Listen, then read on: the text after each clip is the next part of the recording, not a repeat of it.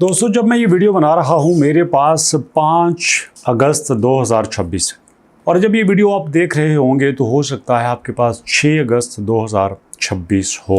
और अब तक के डाटा के मुताबिक पाई के अंदर ज़र्रा बराबर भी तब्दीली नहीं आई। आप देख सकते हो कि जो डेट मेरे पास आ रही है इसके मुताबिक, जी हाँ, पाई ने 21 जुलाई के बाद नीचे को आना शुरू हुआ।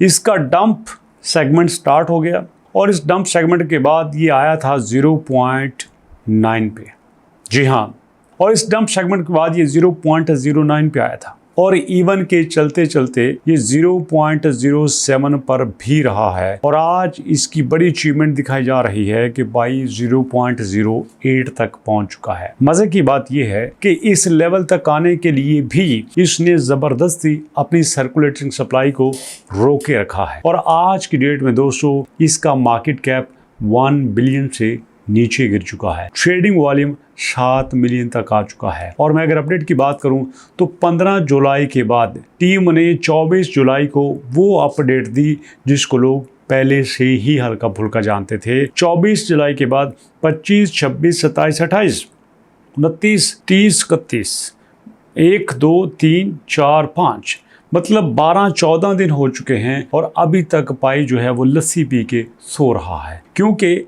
मुझे ये लगता है कि इसको अपने लोगों की फिक्र ही कोई नहीं है। इसको अंदाजा ही नहीं है कि जो 65 मिलियन की कम्युनिटी इसने बना रखी थी वो 65 मिलियन की कम्युनिटी अब कहाँ पे खज्जल खवार हो रही है। और मैं ये भी कहना चाहता हूँ कि वो कम्युनिटी जिसको ये टैप के ऊपर लेके आया था, बात बड़ी खुलने वाली है, वो कम्युनिटी जिसको ये टैप पर लेके आया था वो कम्युनिटी अब टैप पे आते हुए किसी और के पास चली गई है।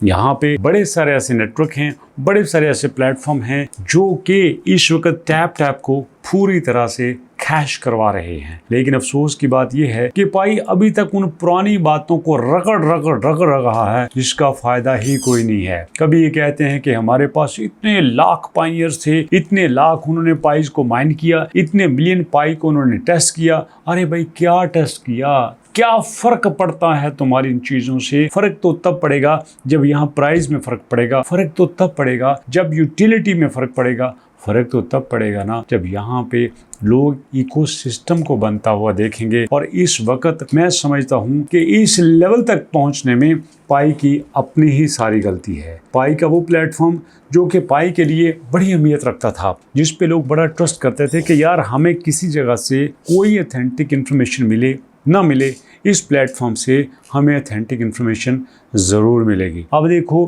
3 जून के बाद तक यहाँ भी कोई अपडेशन नहीं हुई और जी हाँ, 3 जून के बाद माइग्रेशन की कोई अपडेट नहीं है।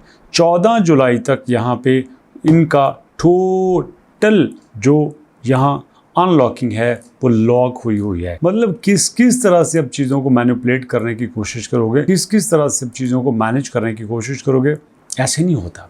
लोग नुकसान बर्दाश्त कर लेते हैं, मैं बहुत बड़ी बात करने वाला हूँ। लोग नुकसान बर्दाश्त कर लेते हैं, लोग धोखा बर्दाश्त नहीं करते। अब यहाँ पे मैं देख रहा हूँ कि पाई सीधा साधा धोखा ही कर रहा है, लोगों के इत्मीनान के साथ खेल रहा है। लोगों को पता था पाई स्कैन पे जो अपडेट आएगी वो रियल होगी, लोगों को पता था पाई स्कैन पे जो डाटा दिया जाएगा वो रियल होगा। अब यहाँ पे ही सब कुछ फक्टिशियस हो रहा है। यहाँ पे दोस्तों जो इस वक्त हमारे पास सप्लाई अनलॉक हो रही है, तो क्या 15 जुलाई के बाद 15 जून के बाद कोई अनलॉक नहीं हुई?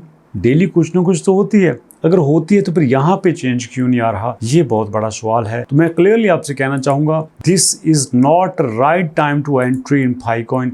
नो, स्टे अवे, रुकिएगा। कोई किसी भी बारे में बड़ा फैसला मत कीजिएगा। अगर आपने कोई बड़ा फैसला किया तो वो फैसला आपके लिए बहुत बड़ी गलती बन सकता है। मैं तो आपको मना करूँगा, बाकी आपकी मर्जी है। सो दोस्तों, अभी तक इतना ही। इंशाल्लाह मुलाकात करते हैं नेक्स्ट वीडियो में। तब तक के लिए अल्लाह के अमान।